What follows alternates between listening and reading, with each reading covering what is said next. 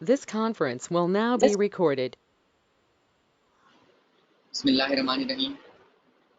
अस्सलाम वालेकुम जी, क्या हाल है सबका? ठीक है।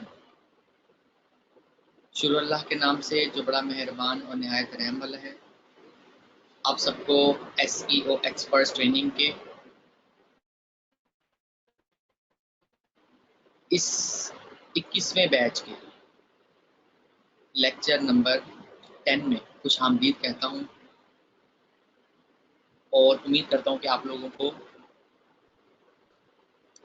अभी तक जो सिखाया समझाया वो बड़े बेहतर तरीके से समझ आ गई होगी।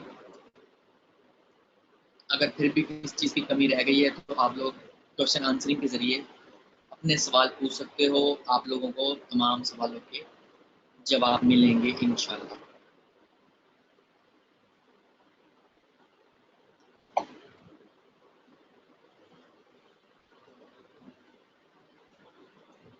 हाँ जी, मैंने व्हाट्सएप ग्रुप में तो बता दिया, कोई बंदा फेसबुक के ग्रुप में भी बता दे कि लेक्चर स्टार्ट हो गया,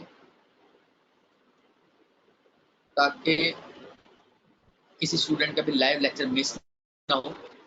और नेक्स्ट टाइम जो आप लोगों का बैच है इसमें से जो स्टूडेंट भी लाइव लेक्चर अटेंड नहीं करेगा उस पर पेनल्टी लगेगी, क्योंकि लाइव अटेंड करना बहुत ज़रूरी है। आपके बहुत से इश्यूज़ का आपको सॉल्यूशन इस लाइव सेशन में मिल रहा होता है, और ये एक तरह से एक्टिव रहने के लिए भी ज़रूरी है कि आप वाकई ट्रेनिंग को प्रॉपर वे में लेके चल रहे हो। अभी तक एक दो स्टूडेंट हैं जो बहुत ज़्यादा एक्टिव हैं, मुझे साथ साथ असाइनमेंट्स दिखा रहे हैं और मेहनत कर रहे हैं, और पता चल रहा है कि वो वाकई में SEO में आगे बढ़ना चाहते हैं। और वक्त साबित कर देगा कि उन स्टूडेंट से ज़्यादा अच्छा SEO करने वाला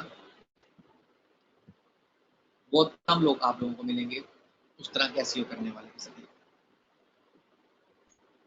उनमें से एक आकिब है, माशाल्लाह बहुत अच्छा काम कर रहा है, साथ साथ मुझे अपडेट करता है बड़ा डिटेल में, लेक्चर की जो है पेपर वर्क करता है, लाइक पेपर एंड पेन से वो लिखता है, फिर वो मुझे दिखाता है। जैसे जैसे मुझे टाइम मिलता है मैं रिप्लाई करता जा रहा होता हूँ। जो बंदा जिसने भी SEO को बेसिकली प्रॉपरली सीखना होता है, वो प्रॉपर डॉक्यूमेंट बना रहा होता है, प्रॉपर नोट्स बना रहा होता है, जिसे हम बोलते हैं नोट्स बना रहा होता है, असाइनमेंट अपनी चेक करवा रहा होता है, और हार नहीं मानता। मेन चीज़ है अपने हार नहीं माननी। कल जो लेक्चर को मैंने एंड किया था वो किया था रिवर्स IP पे, और उसके बाद बात करने जा रहे थे कुछ लुकअप का। पहले भी मैंने डोमेन बाइंड सीक्रेट्स के लेक्चर में बता चुका हूँ कि हुईज लुकअप हम हुईज डॉट डोमेन टूल से चेक कर लेते हैं। किसी भी डोमेन की प्राइवेसी अगर अनेबल है तो हम चेक नहीं कर सकते, अगर प्राइवेसी डिसेबल है तो हम उसका बायोडाटा वगैरह देख सकते हैं किसी भी डोमेन ऑनर का।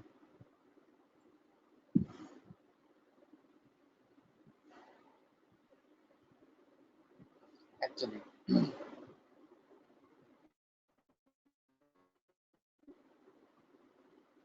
आज हम बात करेंगे हाउ टू इंस्टॉल CDN। जब भी आपने डोमेन खरीदी, फॉर एग्जाम्पल मैंने डोमेन ली tryMini.com, ठीक है, ये मैंने डोमेन खरीदी, उसके बाद मुझे होस्टिंग की जरूरत है। आप लोगों ने uphost.io पे जाना है और यहाँ पे आके आपने 1 साल की होस्टिंग के लिए अप्लाई करना है। जिन स्टूडेंट ने एक शॉट में फीस पे की है वो $39 वाला पैकेज अप्लाई करेंगे। जिन्होंने 2 पार्ट्स में फीस पे कर रहे हैं जो स्टूडेंट्स, वो $12 वाला पैकेज जो है वो अप्लाई करेंगे। बेसिकली इन दोनों में फ़र्क ये है कि जिन्होंने वन टाइम में फीस पे की है, या जो स्टार्ट में ही अपनी फीस क्लियर कर देते हैं, कर देंगे अभी दूसरे मंथ के बिल्कुल स्टार्ट में ही। अभी ये दूसरा लेक्चर है, यानी कि दूसरे मंथ का, यानी कि 10वां लेक्चर एक्चुअली इसी हफ्ते में क्लियर कर देते हैं, तो वो फिर $39 वाली होस्टिंग अप्लाई करेंगे। $39 में जितनी मर्जी आप साइट्स को होस्ट कर सकते हो, बट आपको स्पेस स्पेस की लिमिटेशन होती है कि 10 GB आपको स्पेस मिल रही है, जो कि एनफ है एक स्टार्टअप के लिए, स्टार्टिंग साइट के लिए। ऐड ऑन डोमेन, यानी कि उसमें जितनी मर्जी आप डोमेन ऐड कर लो, जो आपकी फॉर एग्जांपल आपने एक खरीदी डोमेन 1.com, दूसरी खरीदी 10.com, तीसरी खरीदी फॉर एग्जांपल पाकिस्तान.com, तो ये तीनों डोमेन आप पहली जो डोमेन 1 डोमेन होगी आपकी सर्विस डोमेन होगी, जिसके अगेंस्ट आपको होस्टिंग मिलेगी। बाकी जितनी भी डोमेन्स है वो आपकी ऐड ऑन डोमेन में जाके ऐड होंगी आपके कंट्रोल पैनल के अंदर, जो आप खुद ऐड करोगे, ठीक है। और जब आप डोमेन खरीद लेते हो उसके बाद आपने होस्टिंग के लिए बेसिकली अप्लाई करना है। फॉर एग्जांपल आप $39 वाले होस्टिंग अप्लाई कर रहे हो,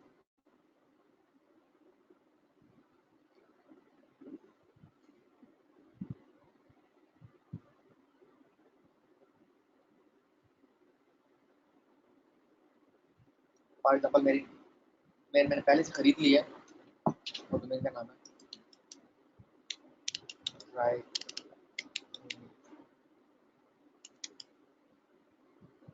मेरे पास मिनी है, ये मैंने नीनी कर दिया, ठीक है, आप लोगों को एज अ डेमो दिखाने के लिए। मैं होस्टिंग अप्लाई करूँ, यहाँ पर कंटिन्यू करूँगा।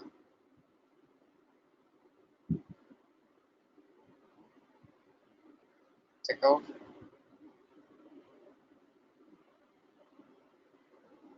यहाँ पर आपने अपनी कंप्लीट डिटेल देनी है, कोई भी गलती यहाँ पर नहीं करनी, कोई फेक डिटेल यहाँ पर पुट नहीं करनी, प्रॉपर डिटेल देनी है आपने।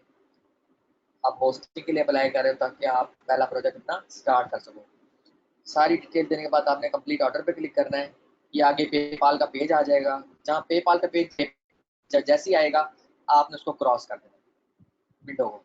इट मीन्स कि आपकी होस्टिंग की जो रिक्वेस्ट है वो मुझे रिसीव हो जाएगी, और मैं आपको 24 से 48 घंटे यानी कि तकरीबन 2 दिन में आपको होस्टिंग मेरी तरफ से मिल जाएगी, ठीक है। जैसे आपको होस्टिंग मिलती है, होस्टिंग में आपको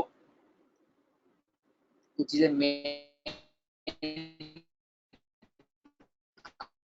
मिलेंगी। उन मेन चीज़ों में ये है name servers, login URL, user name, password, ये 4 चीज़ें मेन होंगी।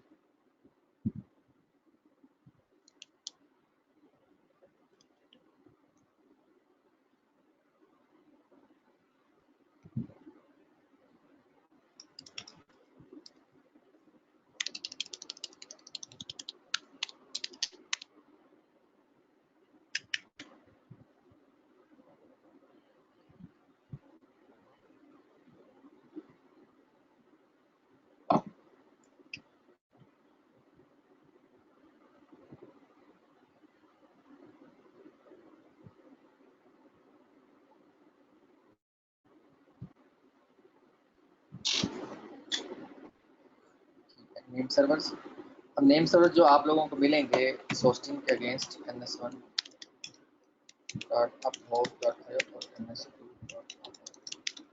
ये नेम सर्वर आप लोगों ने यहाँ पर अपडेट करने हैं। यहाँ पे मिला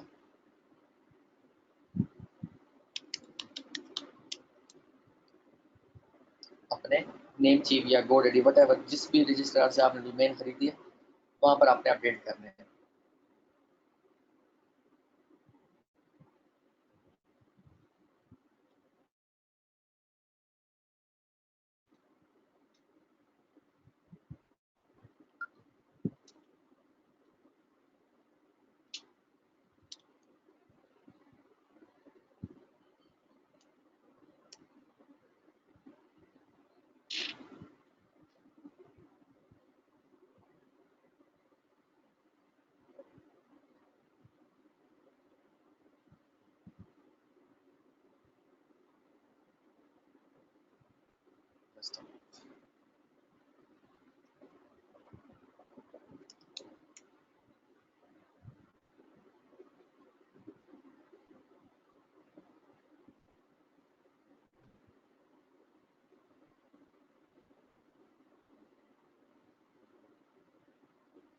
मैंने इस पर क्लिक किया, ये हमें विंडो नजर आ गई।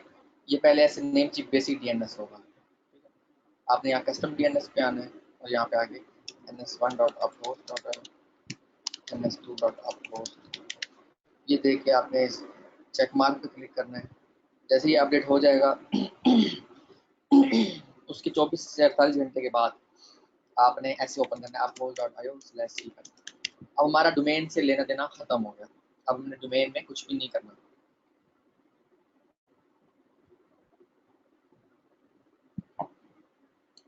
हमें लॉगिन पासवर्ड मिलता है जो मैं आप लोगों को होस्टिंग की तरफ से मिलेगा। वो यूजर नेम और पासवर्ड आपने पुट किया और लॉगिन कर दिया। लॉगिन करने के बाद बेसिकली ये आपका सी पैनल है। एक एसईओ एक्सपर्ट के लिए इन चीज़ों का, ये बेसिक चीज़ें हैं, इनका अंडरस्टैंड करना समझना बहुत ज़रूरी है। और इसलिए ज़रूरी है कि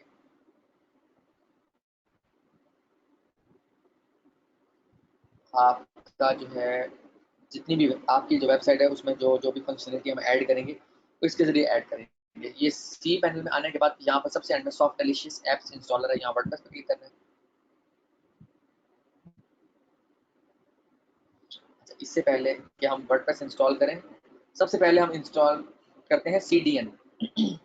CDN जिसके बारे में मैं कल भी आप लोगों को बता रहा था कि आप लोगों ने अब शेयर होस्टिंग पे रहते हुए VPS या डेडिकेटेड सर्वर के जो आपने मजे लेने हैं वो कैसे लेने हैं, उसके लिए आप लोगों को फंक्शनैलिटी बताऊंगा। बेसिकली ये हम CDN इंस्टॉल करने लगे। CDN होता क्या है? CDN content delivery.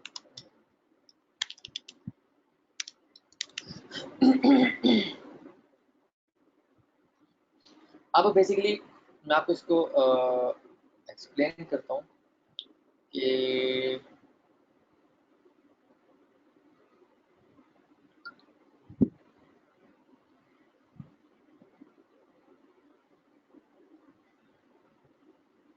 वालेकुम सलाम जैन, वालेकुम सलाम नबील, क्या हाल है? ठीक हो आप लोग?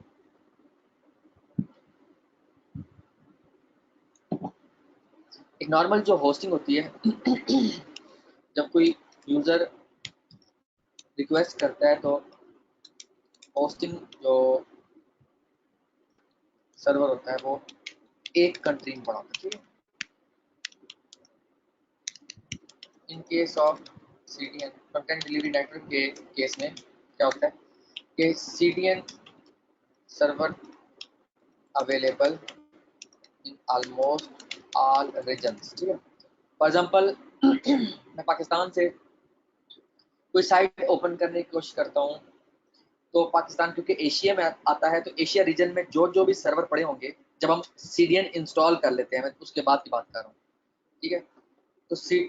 तो एशियन रीजन में जो जो सर्वर जिन जिन कंट्री में पड़े होंगे, करीब 3 सर्वर से मेरी वेबसाइट यूजर को शो होने लग जाएगी। इससे वेबसाइट की स्पीड बढ़ती है, लोड बैलेंसिंग होती है और जो है बेसिकली स्पीड जब तेज होती है तो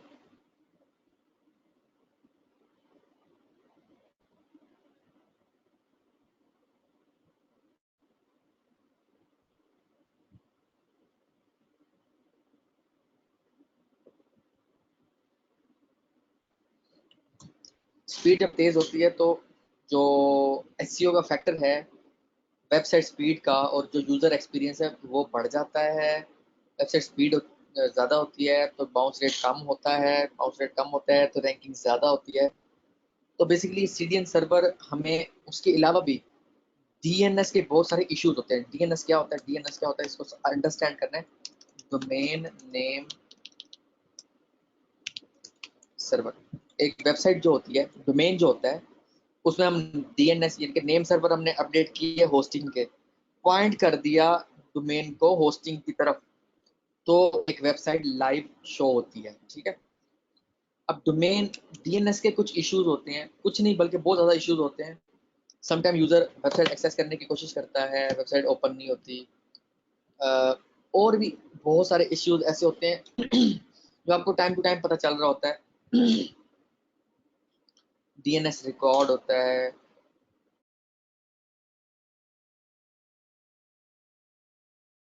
A रिकॉर्ड होता है, C नेम रिकॉर्ड होता है, बहुत सारे रिकॉर्ड होते हैं इसमें, ठीक है। अब जो DNS के इश्यूज हैं, वेबसाइट की स्पीड है, हैकर अटैक करने की कोशिश कर रहा है, उससे बचाने के लिए जो CDN सर्वर है, वैसे तो पेड एंड फ्री दो तरह के होते हैं, ठीक है। पेड वाला जो है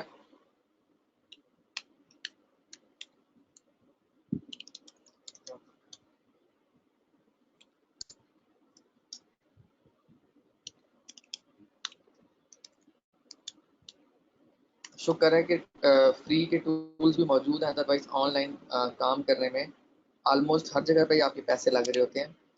मगर कुछ कंपनियां जो है वो इस फ्री की सर्विस बहुत अच्छी है, तो वो फिर पेड सर्विस भी अच्छी चल रही होती है। वालेकुम अस्सलाम, आपकी क्या हाल है, ठीक हो, आ गए हो? अच्छा, नेक्स्ट टाइम लेट नहीं करना, मैं ग्रुप में साथ साथ अपडेट कर रहा होता हूँ कि लेक्चर का टाइम आज का क्या है। नेक्स्ट टाइम किसी ने अगर लेट किया लेक्चर तो फिर उस पर पेनल्टी लगेगी। हो सकता है सबको उसको खाना भेजना पड़ जाए, कोई भी इस तरह की पेनल्टी लग सकती है कि आप क्या खर्चा हो सकता है आपका, ठीक है। तो नेक्स्ट टाइम आप लोगों ने जो है वो लाइव लेक्चर ज़रूर अटेंड करना है और छुट्टी नहीं करनी, ठीक है। लाइव लेक्चर में आप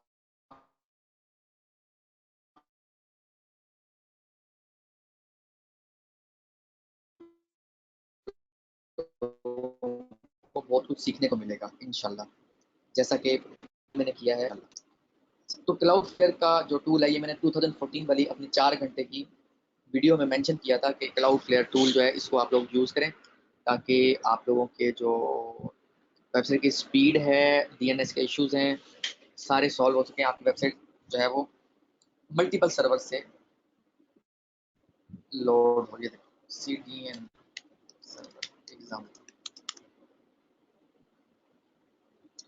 इसको ग्राफिकली आप लोगों को समझाने की कोशिश करता हूँ कि होता है, ये देखो डीएनएस की एक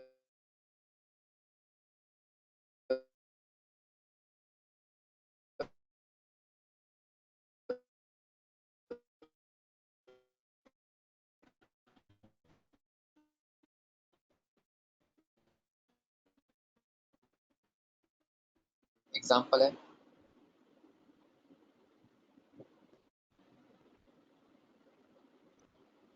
ये एंड यूजर है, उसने रिक्वेस्ट की वेबसाइट को ओपन करने की कोशिश की एक्चुअली। ये ओरिजिनल सर्वर था, यानी कि होस्टिंग थी आपकी। होस्टिंग ने जो है होस्टिंग को हमने अटैच कर दिया अपने सीडीएन सर्वर के साथ, जैसे कि अभी मैं आप लोगों को अटैच करने का तरीका बताऊंगा। अब होस्टिंग एक सर्वर होता है, वो किसी भी एक कंट्री में पड़ा होता है, फॉर एग्जांपल इंडिया में, फॉर एग्जांपल मलेशिया में, फॉर एग्जांपल अमेरिका में, फॉर एग्जांपल यूके में, ठीक है, वहां पे पड़ा हुआ है। अब जब हम उसको सीडीएन के साथ इंस्टॉल कर कन्फिगर कर लेते हैं, जैसे कि अभी मैं आप लोगों को बताऊंगा, हमारी वेबसाइट मुख्तलिफ सर्वर्स पे चली जाती है, जिसे कैश सर्वर बोलते हैं। जब कोई यूजर रिक्वेस्ट करता है, वेबसाइट को ओपन करने की कोशिश करता है, फॉर एग्जांपल imfazan.com, तो वो नजदीक तरीन सर्वर से उसको वेबसाइट ओपन होकर शो हो जाएगी। टाइम बचा, यूजर को अच्छा एक्सपीरियंस मिला, वेबसाइट की स्पीड तेज मिली, और इस तरह से यूजर भी खुश हुआ। जो रैंकिंग का फैक्टर है उस पर भी पॉजिटिव इम्पैक्ट पड़ा। हमारा काम कंप्लीट हो गया, ठीक है। अब ये बड़े जबरदस्त तरीके से मैंने एग्जाम्पल समझे। अब फाइंड करते हैं क्लाउड फ्लेयर। पहले क्लाउड फ्लेयर सी पैनल में नहीं होता था। ये जो कंट्रोल पैनल आपको नजर आ रहा है, इस कंट्रोल पैनल का नाम ही सी पैनल है, यानी कि ये जो सॉफ्टवेयर है डिजाइन किया गया होस्टिंग का, इसका नाम ही सी पैनल है, ठीक है। एक्चुअल में होता भी कंट्रोल पैनल है और इसका नाम भी सी पैनल है।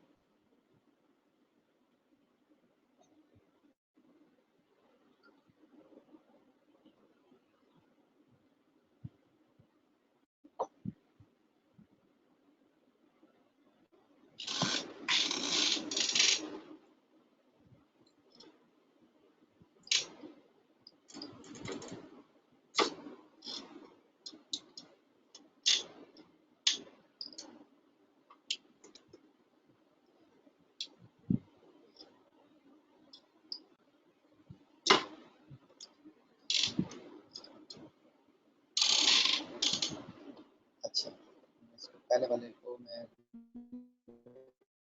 कर दूंगा।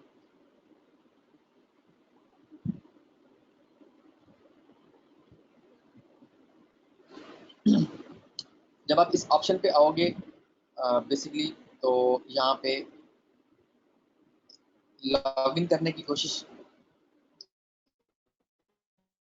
जो है वो, यहाँ पर बिल्कुल कोई ऑप्शन भी नहीं होगा। आप उस पर साइन अप करोगे, क्योंकि पहली दफा जब आप इस ऑप्शन में आओगे तो कुछ भी आपको नजर नहीं आएगा, यानी कि यहाँ पे जस्ट ऑप्शन आ रहा होगा लॉगिन। आप लॉगिन पर क्लिक करोगे, आप यूज अपना ईमेल आईडी दोगे, तो ये आपका अकाउंट ऑटोमेटिकली क्लाउडफ्लेयर पे क्रिएट हो जाएगा और आपकी जितनी भी डोमेन्स इस सी पैनल में ऐड होंगी वो सारी यहाँ पर डोमेन में शो होने लग जाएंगी।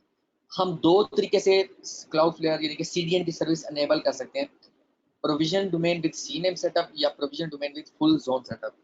सीनेम सेटअप के साथ हमें मजीद कोई सेटिंग नहीं करनी पड़ेगी और provision domain with full zone setup इसके जरिए हमें फिर डीएनएस क्लाउड फ्लेयर के डालने पड़ेंगे, जहां पर आप होस्ट के नेम सर्वर थे वहां पर अब क्लाउड फ्लेयर के डालने पड़ेंगे। मैं इसको provision domain with C name setup कर रहा हूँ।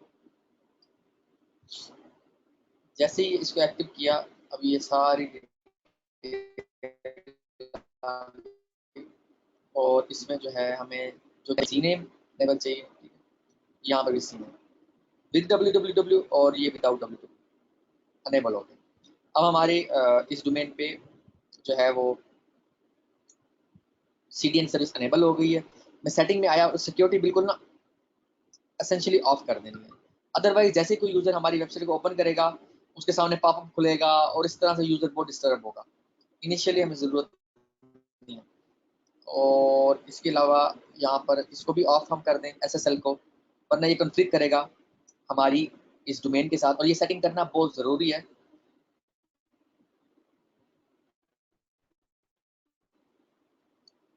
अच्छा, बस क्या आपने कंग्रेचुलेशंस आपको जो है वो मुबारक हो कि आपने जो है वो सीडीएन सर्वर इंस्टॉल कर लिया है, अपनी डोमेन पे अनेबल कर लिया।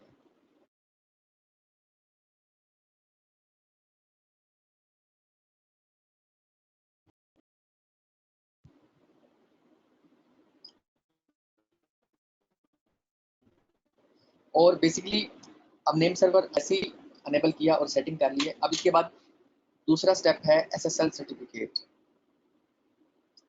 एसएसएल सर्टिफिकेट बेसिकली गूगल की एक तरह की मोनोपली है और वो मोनोपली इसलिए है कि एसएसएल सर्टिफिकेट सिर्फ उन साइट्स पे अनेबल होना चाहिए था, एक्चुअली लागू होना चाहिए था जिन पे क्रेडिट कार्ड के पुट करने की ज़रूरत होती है।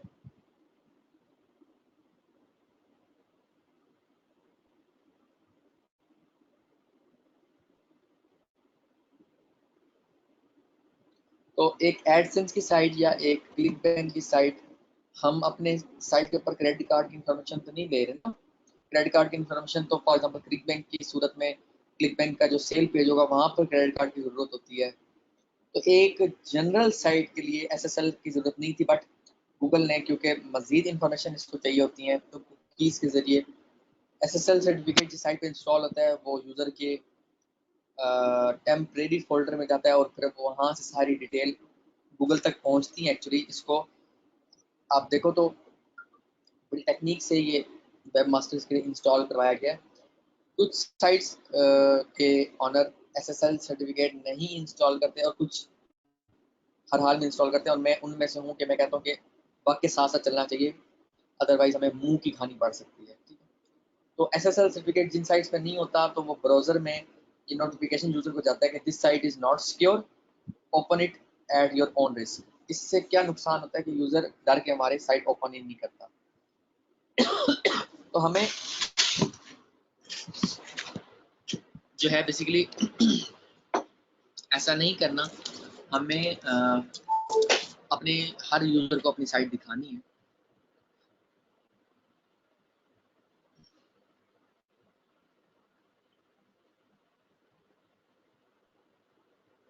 हम एसएसएल सर्टिफिकेट इंस्टॉल कर लेंगे। एक साइट है ssl.free.com, यहाँ पे मैं ट्राई मिनी .com, और इधर से मैं फाइंड करूंगा एसएसएल ओवर टीएलएस। यहाँ पे आऊंगा, यहाँ पे दो तरीकों से बल्कि तीन तरीकों से हम अपनी साइट के लिए एसएसएल सर्टिफिकेट जनरेट कर सकते हैं। पहला तरीका ऑटोमेटिक होकर सबसे आसान तरीका है, हम यहाँ पर यूजर नेम पुट कर देंगे, यहाँ पर पासवर्ड पुट कर देंगे, डाउनलोड, बाकी सारी सेटिंग एज इट इज रहने देंगे। इधर से मैनेज एसएसएल साइट्स,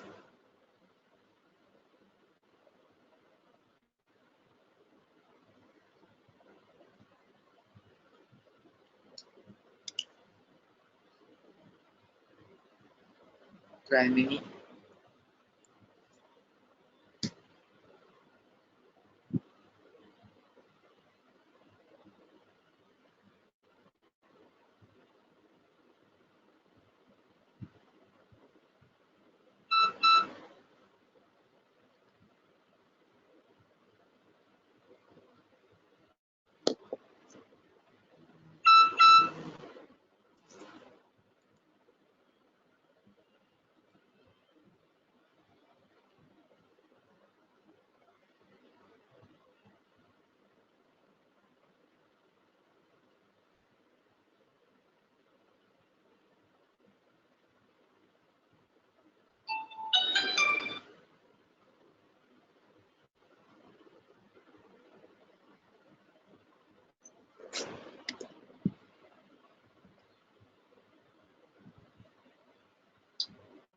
अच्छा, ये मुझे कोड मिल गया। पहला कोड मैं कॉपी करूंगा, यहाँ पे पुट कर दूंगा।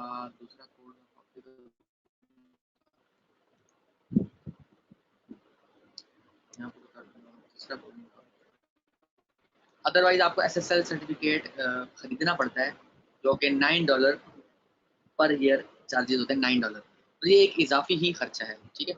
इसका कोई जो है वो रैंकिंग पे कोई इसका इफेक्ट नहीं है। बट क्योंकि मैंने बताया है कि यूजर एक्सपीरियंस को भी मद्देनजर रखना है कि यूजर को कोई ऐसा नोटिफिकेशन ना जाए कि यूजर जिससे डर के हमारी वेबसाइट को बंद कर दे, क्रॉस कर दे।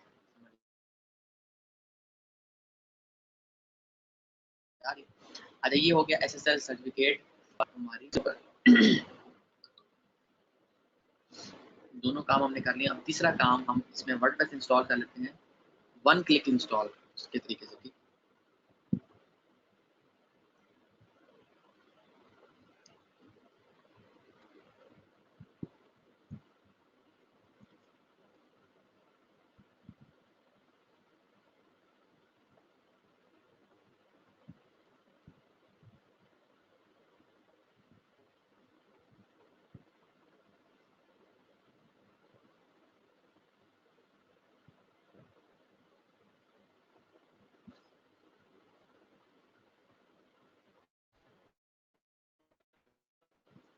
वर्डप्रेस में क्लिक किया और यहाँ इंस्टॉल नाउ।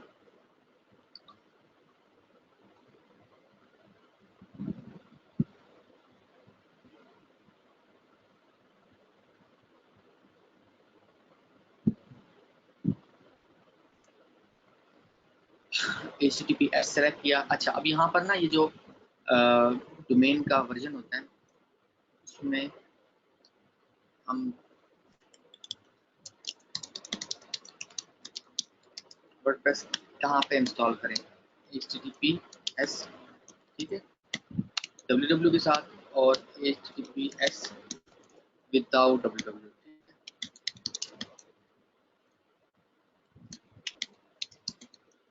ठीक है, इन दोनों में बेसिकली फ़र्क क्या है? इन दोनों में फ़र्क ये है कि जब भी मैं एडसेंस की साइट बनाता हूँ, उसमें मैं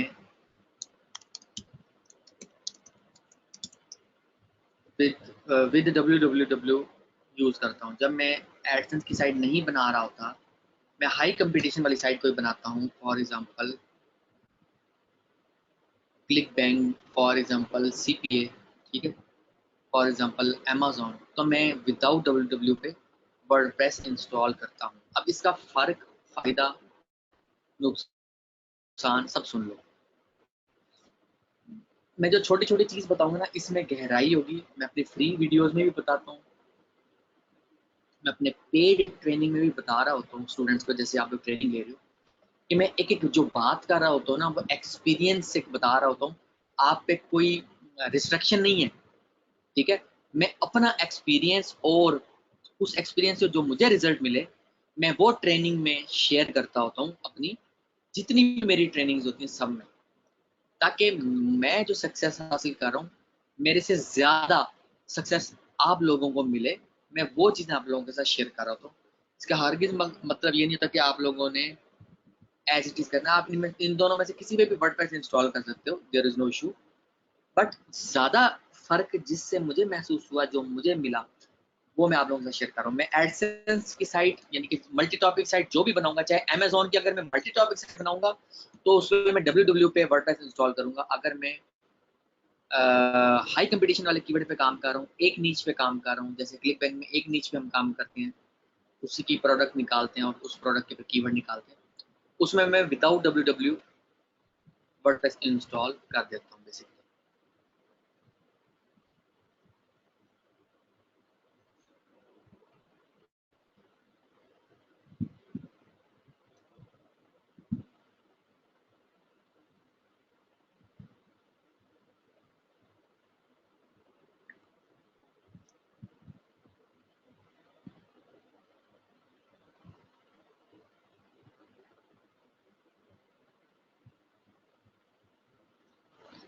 अच्छा, तो अभी क्योंकि मैं एडसेंस की साइट के लिए सेटअप रेडी कर रहा हूँ, तो मैं विद www दूंगा। और मैं आप लोगों को क्योंकि ये SEO का 21वां बैच है, तो मैं एक फोल्डर बना लूँगा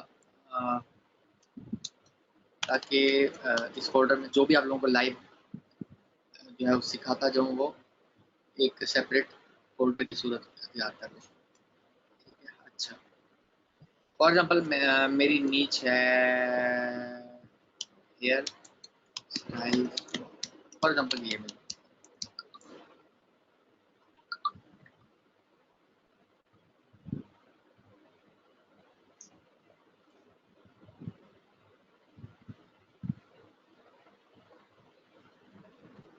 ठीक है।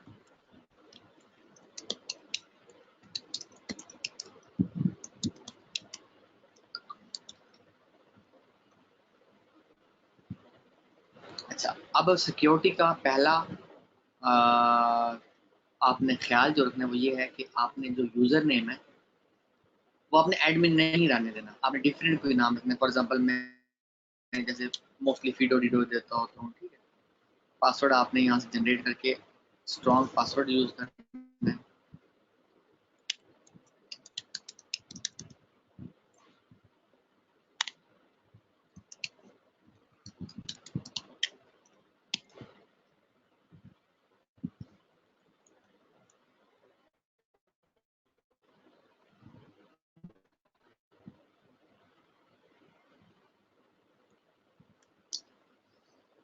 और हम इंस्टॉल कर क्लिक करें,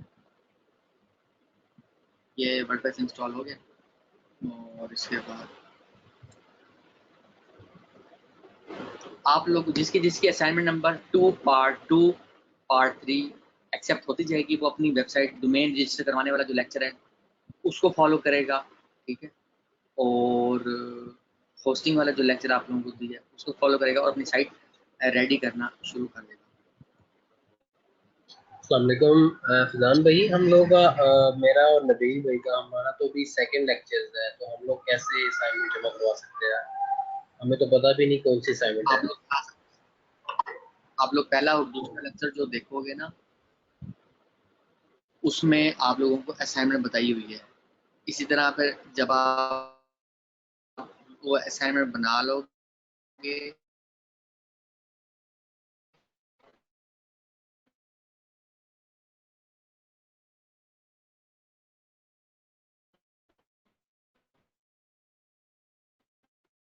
फिर आपने तीसरा और चौथा लेक्चर देखना है शुएब। और फैजान भाई एक और चलते प्रॉब्लम है कि ये जब जो लिंक लेक्चर्स है, में मैंने बताया, ये जो लिंक है इसी लिंक पे हम ज्वाइन करते हैं ना बार बार। मतलब अगर हुआ मैंने सेशन लेना हो, तो आज भी मैं लेट हो गया था, मुझे लिंक ही नहीं मिल रहा था। वो मैंने पुराने वाला दबाया तो उस पर मैं क्या एक्टिवेट हुआ। असाइनमेंट कैसे बनानी है, असाइनमेंट है क्या, सब डिटेल दी हुई है। उसके अलावा व्हाट्सएप का ग्रुप है जो किया नहीं।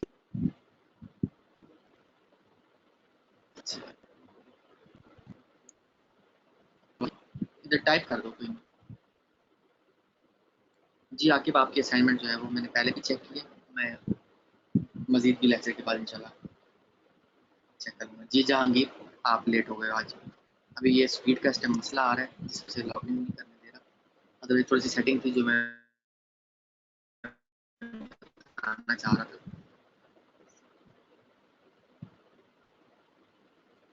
ग्रुप शुएब, जो फेसबुक पे ग्रुप बना हुआ है ना, सीक्रेट ग्रुप, उसमें आप किसी से भी पूछोगे ना तो आपको व्हाट्सएप के ग्रुप का लिंक मिल जाएगा, सिंपल। ठीक है, आकिब आपको ऐड कर देगा, जहांगीर आपको ऐड कर देगा। ठीक है, आप इनमें से किसी भी स्टूडेंट को कह दोगे, अपने बैच फेलो को कह दोगे, वो आपको उस व्हाट्सएप के ग्रुप में ऐड कर देगा। वहां पर जो भी आपको इश्यू होगा असाइनमेंट के हवाले से वो बताते रहेंगे। मगर एक चीज का आप लोगों ने ध्यान रखना है, सबने ये सुनना है, अपनी नीच, अपने कीवर्ड्स एक दूसरे को नहीं बताने, नहीं दिखाने। अगर आप दिखाओगे तो आप एक सख्त पेनल्टी लगेगी। उसकी वजह ये बता देता हूँ, मेरा ट्रेनिंग देने का मकसद ये होता है कि आप लोगों को आपके पाँव पे खड़ा करूं, ना कि बाद में भी आपको, ट्रेनिंग के बाद भी आपको कि मुझे कुछ समझ ही नहीं आ रही है, मैंने कीवर्ड कैसे निकालने थे, कंट्री स्पेसिफिक से रहना था, आपके बहुत से क्वेश्चंस जो है वो उभरना शुरू हो जाएंगे ट्रेनिंग के बाद, अगर आप एक दूसरे को अपनी नीच, अपनी असाइनमेंट, अपने कीवर्ड दिखाओगे। एक दूसरे की हेल्प ऐसे करनी है कि ट्रेनिंग में क्या बताया हुआ है, कैसे आपने नीच निकालनी है, कैसे आपने कीवर्ड निकालना है, इससे आपको सीखने को मिलेगा। समझ आ रही है? बस इस चीज को आप फॉलो करना है। और जो नया स्टूडेंट आता है, ज्वाइन करता है ट्रेनिंग को, लाइव लेक्चर का इसलिए उसको मशवरा देता हूँ कि उसको अंडरस्टैंडिंग हो जाती है कि कैसे लेक्चर उसने लेना है, अपकमिंग लेक्चर जो लाइव होगा वो कैसे अटेंड करेगा नेक्स्ट टाइम। क्योंकि पहले वाले लेक्चर तो देखकर 2 लेक्चर से ज़्यादा नहीं देखने, और 2 लेक्चर के बाद आपने एक असाइनमेंट बनानी है, इस तरह से आपने चलना है। ठीक है, तो ये चीज़ों का आपने बहरहाल आपने हर तरह से बेसिकली ध्यान रखना होता है। उसके बाद हम आ जाते हैं, जैसे मैंने इस पर वर्डप्रेस इंस्टॉल कर, आप लोगों को वर्डप्रेस की समझ आ गई, वर्डप्रेस कैसे इंस्टॉल मैं बता देता हूँ, ताकि नेक्स्ट टाइम जब आप अपनी वेबसाइट को मैनेज करने जा रहे होगे तो आपको सी पैनल के बारे में मालूम होगा। जितनी भी फाइल्स आप अपलोड करोगे वो फाइल मैनेजर से करोगे बेसिकली, और फाइल मैनेजर से अपलोड करने का फ़ायदा आपको ये होता है कि बहुत जल्दी हमारी फाइल जो है वो हमारे इस डोमेन में अपलोड हो सकती हैं, थैंक्स टू सी पैनल। ये सी पैनल की वजह से ये चीज़ मुमकिन हुई है। अदरवाइज मैं आपको 2002-2003 की अगर बात बताऊँ तो इतनी मुश्किल होती थी हम लोगों को फाइल अपलोड करने में। एफटीपी सॉफ्टवेयर यूज़ करते होते थे हम लोग, क्यूट एफटीपी, और एक सॉफ्टवेयर होता था लीप एफटीपी। इस तरह के सॉफ्टवेयर हम लोगों को यूज़ करना पड़ते थे और फाइल्स अपलोड करना पड़ती थी। अभी तो अल्हम्दुलिल्लाह बहुत आसानी हो गई है। सी पैनल में फाइल मैनेजर के ज़रिए हम फाइल मैनेजर क्लिक करते हैं, ये ऐसे विंडो ओपन हो जाती है। उसके बाद उसको एचटीएमएल में आते हैं, तो यहाँ पर अपलोड पर क्लिक करके हम अपलोड कर देते हैं अपनी फाइल को। बेसिकली इस तरह हमारे लिए फाइल्स अपलोड करना बड़ा आसान हो गया है। और जो वर्डप्रेस इंस्टॉल किया वो तो 1 क्लिक पे हमने इंस्टॉल कर लिया है। अच्छा, उसके बाद आप अपना जो पासवर्ड है वो भी चेंज कर सकते हो, और यहाँ से आप चेंज कर सकते हो पासवर्ड एंड सिक्योरिटी से। ठीक है, और इसके अलावा आपने कोई थीम वगैरह चेंज नहीं करना अपने सी पैनल का, अदरवाइज आपका जो है वो इशू आना शुरू हो जाएगा। आजकल वैसे एफटीपी के लिए फाइल ज़िला बहुत पॉपुलर है। फाइल ज़िला, और फाइल ज़िला जब तक फाइल अपलोड नहीं होती तब तक उसमें वो काम करता रहता है। बाकी जो एफटीपी सॉफ्टवेयर हैं वो बंद हो जाते हैं अगर नेट का इशू आ जाए या थोड़ा सा भी कोई डिस्टर्बेंस आ जाए, तो वो बाकी सॉफ्टवेयर एफटीपी सॉफ्टवेयर थे वो बंद हो जाते थे। बट फाइल ज़िला ऐसा सॉफ्टवेयर है जो कि हमें हमारी फाइल को हर हाल में अपलोड ही करके दाम लेता है। फाइल ज़िला काफ़ी पॉपुलर हो चुका है एफटीपी के अंदर, एफटीपी की फील्ड के अंदर। फाइल इसका आपने क्लाइंट वर्जन इंस्टॉल करना है, ये वाला सर्वर वाला नहीं करना होगा। ठीक है, क्लाइंट वर्जन करना है। अच्छा, ये हो गया सिक्योरिटी के हिसाब से बातें और फाइल अपलोड करने के हिसाब से बातें। अच्छा, आपकी जो होस्टिंग डिटेल होती है वो यहाँ नज़र आ रही होती है कि आपको कौन सा लास्ट आईपी, किस आईपी से आप होस्टिंग में लॉगिन हुए, सर्विस डोमेन आपकी क्या है, यानी कि मेन डोमेन जिसकी बेस पे आपको होस्टिंग मिली है, और फाइल कितनी यूज़ कर चुकी है, स्पेस, फिजिकल मेमोरी क्या है। ठीक है, डिस्क कितनी इस्तेमाल हो चुकी है, प्रोसेसर कितना इस्तेमाल हो चुका है, डेटाबेस कितना इस्तेमाल हो चुका है, बैंडविड्थ कितनी यूज़ कर चुके हैं। एक्चुअली एक होस्टिंग में दो चीज़ें मेन होती हैं। फर्स्ट वन इज स्पेस, कि कितनी स्पेस हमें मिली है फाइल्स अपलोड करने के लिए। सेकंड थिंग इज बैंडविड्थ, कि उस स्पेस के अगेंस्ट कोई साइट अगर हमारी है, फॉर एग्जाम्पल 1 MB की साइट है, तो 1000 यूजर देख सकेगा, 2000 देख सकेगा, और ये हर महीने की पहली तारीख को रीसेट हो जाता है बैंडविड्थ। स्पेस रीसेट नहीं होती, स्पेस बढ़ती जा रही होती है, आपकी होस्टिंग के हिसाब से उसमें से डिडक्शन होती जा रही होती है। बट जो बैंडविड्थ होती है, बैंडविड्थ में बेसिकली हम कितनी स्पेस यूज़ कर रहे हैं और हमारी जो वेबसाइट है उसका क्या साइज़ है, सारी चीज़ें मिल मिला के जब एक यूज़र एक दफ़ा वेबसाइट को विजिट करता है तो एक्चुअली वो हमारी बैंडविड्थ इस्तेमाल हो रही होती है। ठीक है, ये दोनों चीज़ें आपको पता होनी चाहिए। कितनी मैं डोमेन ऐड कर सकता हूँ, ये इन्फिनिटी का आइकॉन है, अनलिमिटेड ऐड कर सकता हूँ। कितनी सब डोमेन ऐड कर सकता हूँ, ये इन्फिनिटी।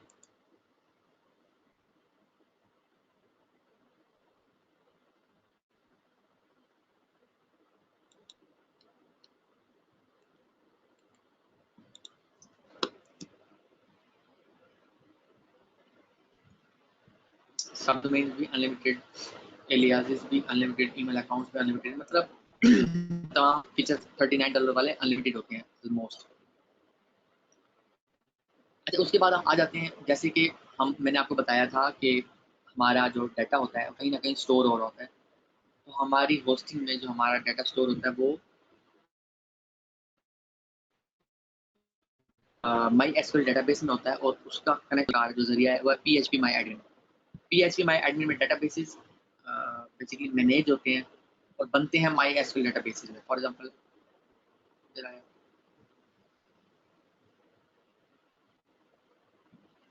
इधर नाम दे दीजिए,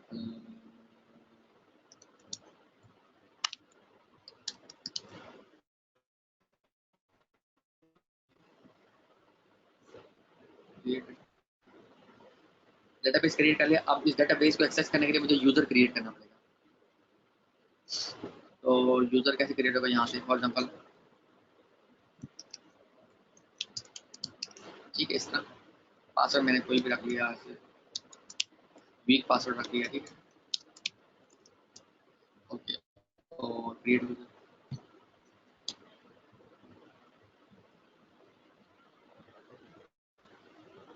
अच्छा, अब डेटाबेस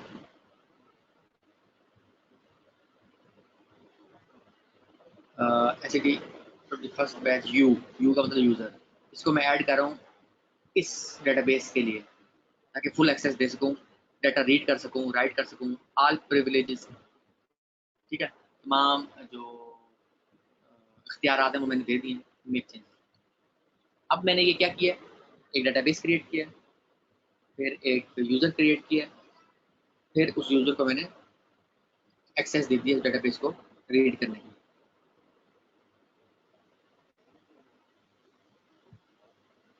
इस तरह अब ये डेटाबेस जो है मैं यूज़ कर सकता हूँ अपनी वेबसाइट की, लाइक वर्डप्रेस इंस्टॉल करना है, कोई डेटाबेस ड्राइवर CMS बनाना है, उसके साथ अटैच कर सकता हूँ अपने डेटाबेस को। ये मेरी डिटेल है, ठीक है।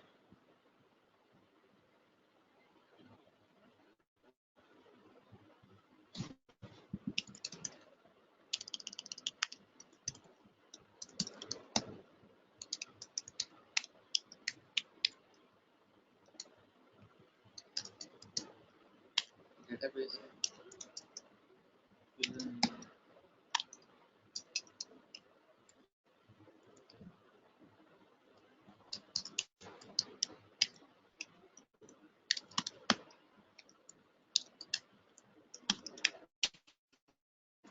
ठीक है, ये डेटाबेस की डिटेल मैंने सारी अपने पास सेव कर ली, और जो होस्ट होता है डेटाबेस का वो लोकल होस्ट होता है।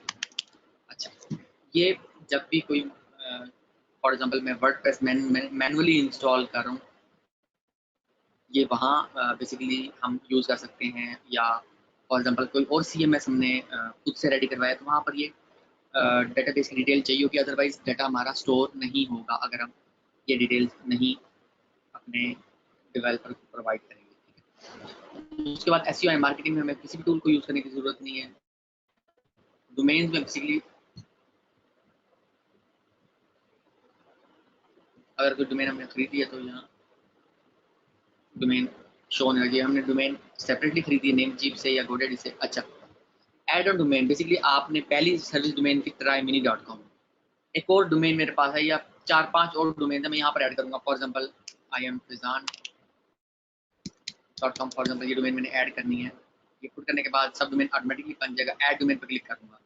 शर्त यह है कि जो नई डोमेन में ऐड करने जा रहा हूँ इसके नेम सर्वर भी इसी मेरे सर्वर के होने चाहिए, लाइक ns1.uphost.io एंड ns2.uphost.io, तब वो डोमेन यहाँ पर ऐड होगी, अदरवाइज एरर दे देगा कि काइंडली अपडेट नेम सर्वर से। ठीक है।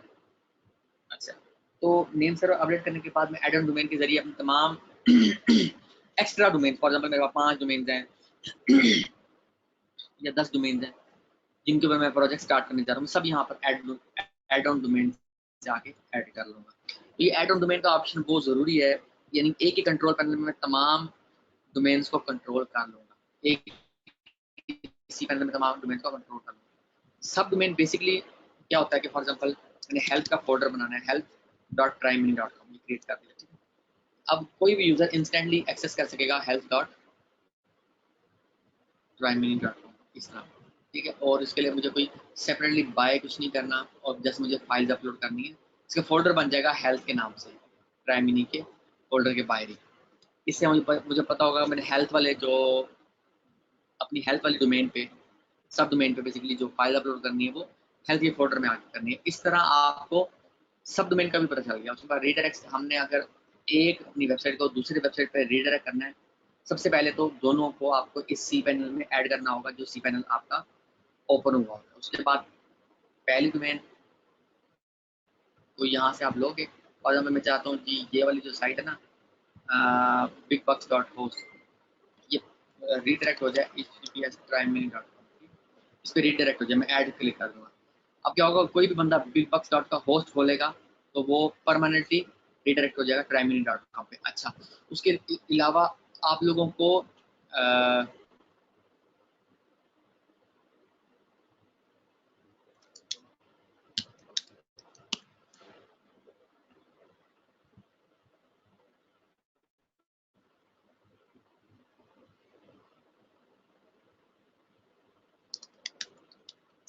HTTP स्टेटस कोड्स के बारे में मालूम होना चाहिए, ये क्या होते हैं। ठीक है, एक साइट है बेसिकली http://statuses.com,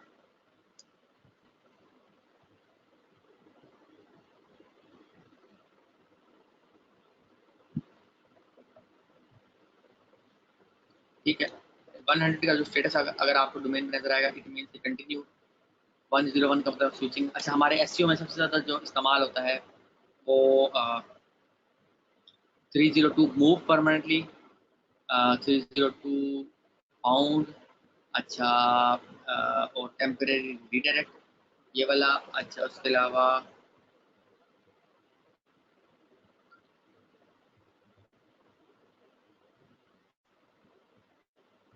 404 नॉट फाउंड, ये वाला। ये कुछ स्टेटस कोड हैं जो आपको अक्सर देखने को मिलते हैं। इनको भी आप लोगों ने इस हफ्ते में स्टडी करके आना है, ताकि आपको पता हो कि एक्चुअली एसईओ में क्या क्या क्या कोड्स यूज होते हैं, जिन कोड्स के जरिए हमारी वेबसाइट फॉर एग्जांपल रीडायरेक्ट हो रही है। तो 302 मूव परमानेंटली, 301 मूव टेम्परेरी, इस तरह के स्टेटस कोड से सर्च इंजन को पता चलता है कि वेबसाइट परमानेंटली मूव कर रही है या टेम्परेरी मूव कर रही है, और उसके हिसाब से वो उसको फिर रैंकिंग अप या डाउन करता है। तो ये सारी चीज़ें आपको पता होनी चाहिए। ये बेसिक चीज़ों से हम निकल के आगे इंटरमीडिएट लेवल पे एंटर हो चुके हैं, और ये सारी चीज़ें जो छोटी छोटी थी, मगर मैंने बहुत से एसईओ एक्सपर्ट्स अपने आप को कहते हैं, उन लोगों को देखा है, उनको होस्टिंग ही मैनेज नहीं करना आता।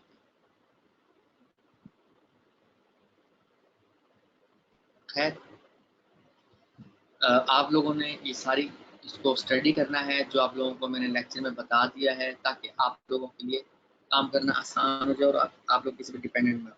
आज के लिए इतना ही। अपना बहुत ख्याल रखिएगा, दुआ में याद रखिएगा। ओके जी।